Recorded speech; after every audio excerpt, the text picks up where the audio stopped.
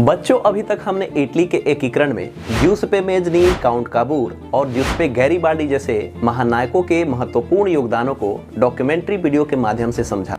अगर आप उन वीडियो को देखना चाहे तो लिंक डिस्क्रिप्शन बॉक्स में दे दी गई है, वहां से आप लिंक पर क्लिक करके वीडियो देख सकते हैं। और अगर आपको इस तरह के वीडियो देखना पसंद है तो हमारे चैनल को सब्सक्राइब करके आप हमसे जुड़ सकते हैं। हम आपके लिए इस तरह के वीडियो लेकर आते रहेंगे। आज के इस डॉक्यूमेंट्री सीरीज में हम एक और महानायक और एक महान शासक विक्टर एमेनुएल द्वितीय के बारे में जानेंगे, जिन्होंने बिखरे हुए इटली को समेटने की कसम खाई थी और काउंट काबूर जैसे महान कूटनीतिज्ञ को अपना प्रधानमंत्री नियुक्त किया था। इसके अलावा अपने पिता के हार का बदला इन्होंने ऑस्ट्रिया को पराजित करके लिया और इटली के कई क्षेत्रों को ऑस्ट्रिया से आजाद करके उसे एकीकृत इटली में शामिल किया। हेलो बच्चों, मैं आदर्श मेहता स्वागत करता हूं आप सभी का अनुभूति क्लासेस की ओर से दी जा रही संपूर्ण सामाजिक विज्ञान की इस डॉक्यूमेंट्री सीरीज में। विक्टर एमेनुएल द्वितीय का जन्म 14 मार्च 1820 को सार्डिनिया पिडमाउंट साम्राज्य के ट्यूरिन में चार्ल्स एल्बर्ट और मारिया थोरेसा के संतान के रूप में हुआ था। उनके शुरुआती जीवन में उन्हें सैन्य शिक्षा दी गई, जिसके कारण उनका झुकाव सेना और राष्ट्रवाद की ओर हुआ।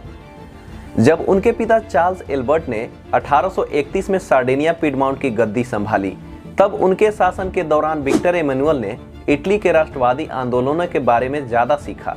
1842 में विक्टर एमेनुएल ने ऑस्ट्रिया के राजकुमारी एडिलेड से शादी की, जिससे ऑस्ट्रिया के साथ उनके संबंध मजबूत हुए। हालांकि ऑस्ट्रिया के साथ राजनीतिक तनाव के चलते बाद में यह संबंध जटिल हो गया। 1849 में चार्ल्स एल्बर्ट ऑस्ट्रिया के खिलाफ युद्ध में हार गए। इस हार के बाद उन्होंने सार्डिनिया पिडमाउंट की गद्दी से इस्तीफा दे दिया। इसके बाद उनके बेटे विक्टर एमेनुएल द्वितीय ने सार्डिनिया पिडमाउंट की गद्दी संभाली। उस समय इटली का ज्यादातर भाग विदेशी शक्तियों जैसे ऑस्ट्रिया और फ्रांस के नियंत्रण में था। विक्टर एमेनुएल द्वितीय ने अपने पिता के हार के बाद ऑस्ट्रिया के खिलाफ संघर्ष जारी रखने और उसे पराजित कर संपूर्ण इटली को एकीकृत करने की कसम खाई और अपने शासनकाल के दौरान इटली के विभिन्न हिस्सों को एकजुट करने के लिए कई महत्वपूर्ण कदम भी उठाए। विक्टर एमेनुएल द्वितीय ने शासन संभालने के कुछ साल बाद 1852 में काउंट काबूर को सार्डिनिया पिडमाउंट का प्रधानमंत्री नियुक्त किया। काउंट काबूर ने इटली के एकीकरण के लिए सुनियोजित और व्यवहारिक रणनीति बनाई। काबूर ने ऑस्ट्रिया को पराजित करने के लिए फ्रांस के सम्राट नेपोलियन तृतीय के साथ एक गठबंधन किया और 1859 में ऑस्ट्रिया के खिलाफ युद्ध छेड़ दी। इस युद्ध में सार्डिनिया पिडमाउंट और फ्रांस ने ऑस्ट्रिया को बुरी तरह से पराजित कर दिया और इटली के उत्तरी भागों को स्वतंत्र करने में सफल रहे। इस जीत ने इटली के एकीकरण के गति को और तेज कर दिया।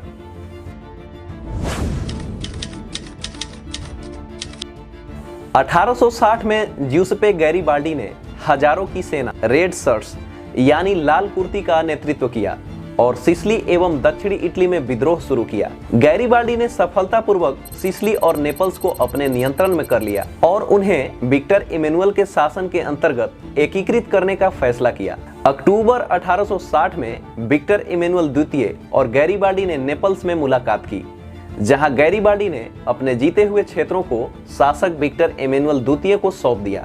इस तरह गैरिबाल्डी की सहायता से विक्टर एमेनुएल के द्वारा उत्तरी और दक्षिणी इटली को एक करने की दिशा में महत्वपूर्ण कदम उठाए गए।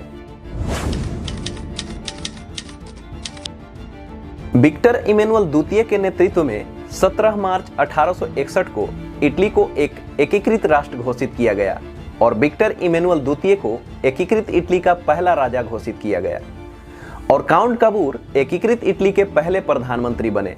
इस घटना ने इटली के इतिहास में एक नया युग शुरू किया और विक्टर एमेनुएल द्वितीय को इटली का पिता के रूप में प्रतिष्ठित किया। हालांकि रोम और वेनिस जैसे कुछ क्षेत्र अभी भी ऑस्ट्रिया और फ्रांस जैसे विदेशी शक्तियों के नियंत्रण में था, लेकिन विक्टर एमेनुएल द्वितीय का लक्ष्य पूरे इटली को एकीकृत करना था। 1866 में ऑस्ट्रिया के खिलाफ चल रहे प्रशिया ऑस्ट्रिया युद्ध के दौरान विक्टर एमेनुएल द्वितीय ने प्रशिया के साथ गठबंधन किया और वेनिस को ऑस्ट्रिया से आजाद कराया।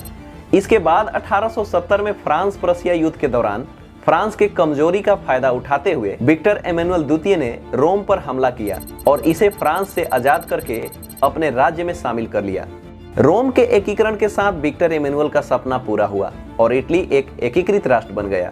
साथ ही रोम को एकीकृत इटली की राजधानी बनाई गई। विक्टर इमैनुअल द्वितीय ने इटली के एकीकरण के बाद राजनीतिक और सामाजिक सुधारों की दिशा में भी महत्वपूर्ण कदम उठाए। उन्होंने संविधान को अपनाया, जिससे इटली में एक संवैधानिक राजतंत्र की स्थापना हुई और इटली एक मजबूत और एकीकृत राष्ट्र के रूप में उदित हुआ। 9 जनवरी 1878 ईस्वी को विक्टर इमैनुअल द्वितीय का निधन हो गया। उनके निधन के बाद पैंथियन रोम में उन्हें दफनाया गया, जहां आज भी इटली के सबसे महान राष्ट्रवादियों में से एक के रूप में उन्हें सम्मानित किया जाता है। उनकी विरासत हमेशा इटली के इतिहास में जीवित रहेगी और उन्हें इटली के इतिहास में एक महान नायक के रूप में याद किया जाता रहेगा। तो आज की इस डॉक्यूमेंट्री वीडियो में इतना ही। फिर मिलते हैं अगली वीडियो में नई डॉक्यूमेंट्री के साथ। तब तक के लिए जय हिंद।